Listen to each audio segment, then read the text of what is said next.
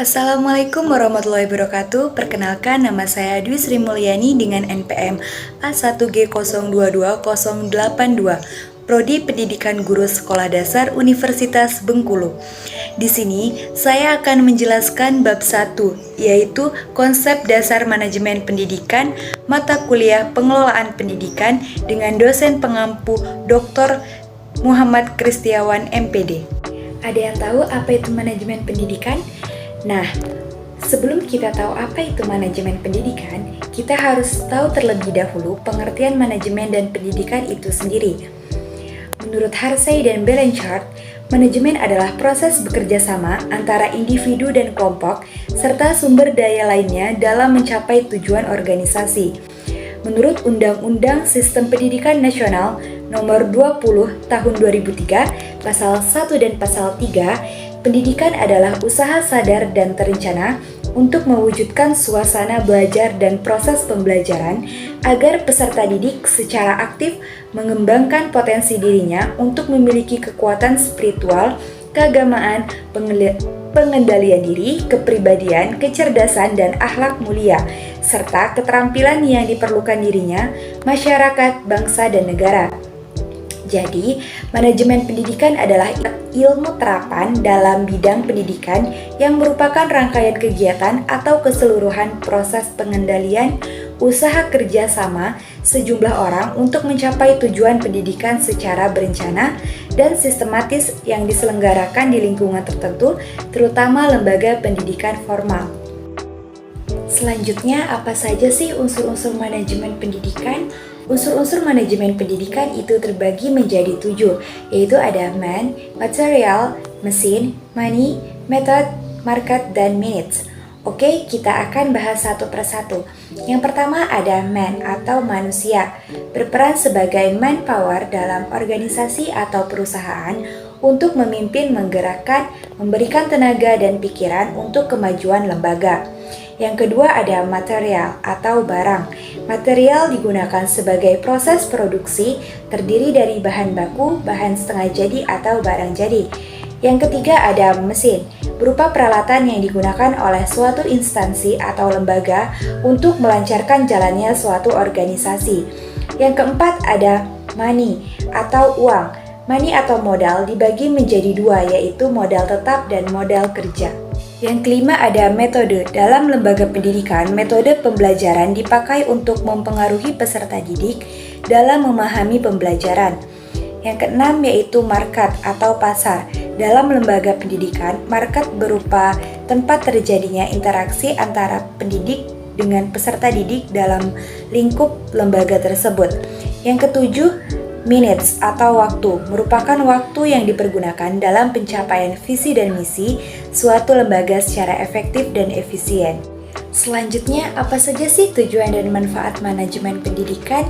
Sini aku kasih tahu ya. Yang pertama, terwujudnya suasana belajar dan proses pembelajaran yang aktif, inovatif, kreatif, efektif, dan menyenangkan.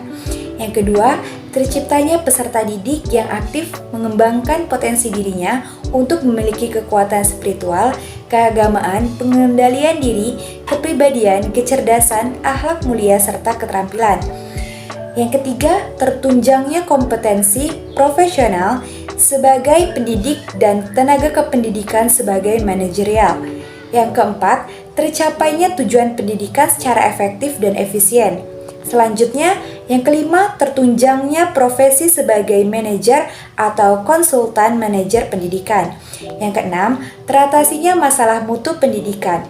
Yang ketujuh, terciptanya perencanaan pendidikan yang merata, bermutu, relevan, dan akuntabel, serta meningkatkan citra pendidikan yang positif.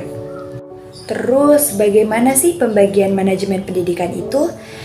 Pembagian manajemen pendidikan terbagi menjadi 3, yaitu ada manajemen puncak, manajemen menengah, dan manajemen pelaksana atau pengawasan. Yang pertama yaitu manajemen puncak atau top management, disebut juga dengan manajemen institusional atau eksekutif atau key eksekutif, terdiri dari Dewan Direktur, Direktur Utama atau Chief Executive Officer atau CEO. Tugasnya mengembangkan rencana-rencana yang luas untuk lembaga dan mengambil keputusan-keputusan penting.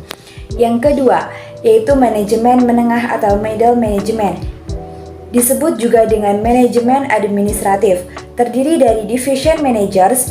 Tugasnya bertanggung jawab mengembangkan rencana-rencana operasional yang lebih luas dan menerapkan rencana yang dibuat oleh manajer puncak.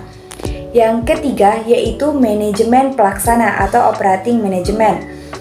Tugasnya bertanggung jawab untuk melaksanakan rencana-rencana yang dibuat oleh para manajer menengah. Selanjutnya, apa saja sih komposisi manajemen pendidikan? Ada yang tahu? Yuk kita bahas. Yang pertama ada keterampilan teknik atau technical skill, yaitu kemampuan untuk menggunakan alat-alat prosedur, teknik suatu bidang khusus, misalnya ahli bedah, teknik pemusik dan akuntan.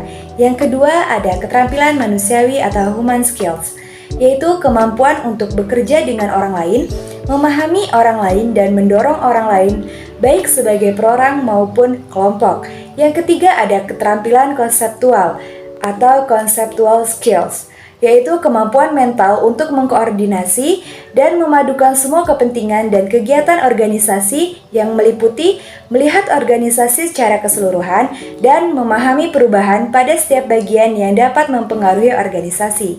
Oke lanjut, bagaimana sih ruang lingkup manajemen pendidikan?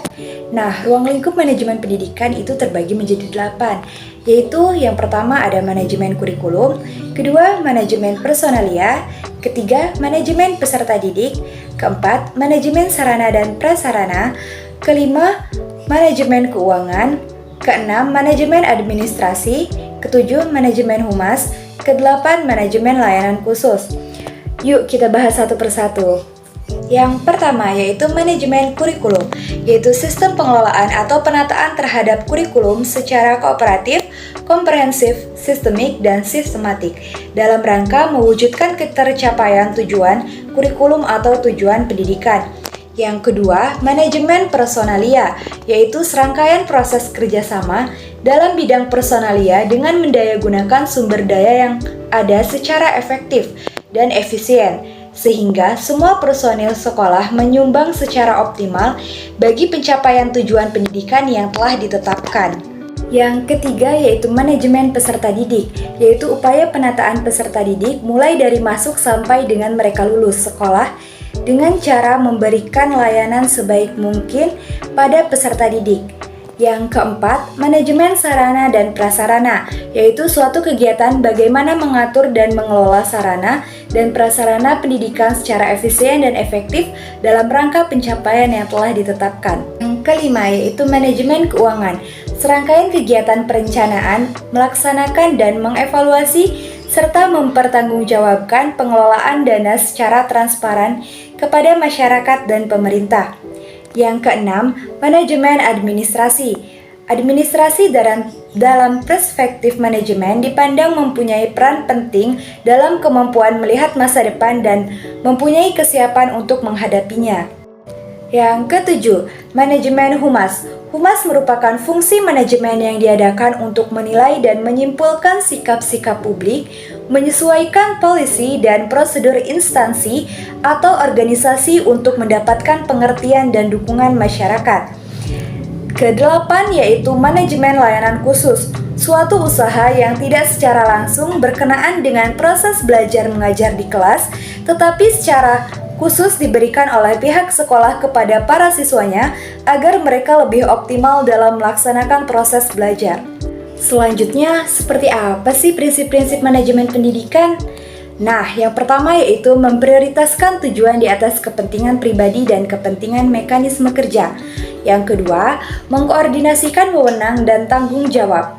Yang ketiga yaitu memberikan tanggung jawab pada personil sekolah sesuai dengan sifat-sifat dan kemampuannya. Yang keempat yaitu mengenal secara baik faktor-faktor psikologis manusia. Dan yang kelima yaitu relativitas nilai-nilai. Sekian pemaparan dari saya, mohon maaf jika ada salah kata. Semoga dapat mudah dipahami ya teman-teman dan bermanfaat untuk yang telah menonton video ini. Semoga setelah menonton video ini dapat bertambah pengetahuan baru ya. Sekian, terima kasih. Wassalamualaikum warahmatullahi wabarakatuh.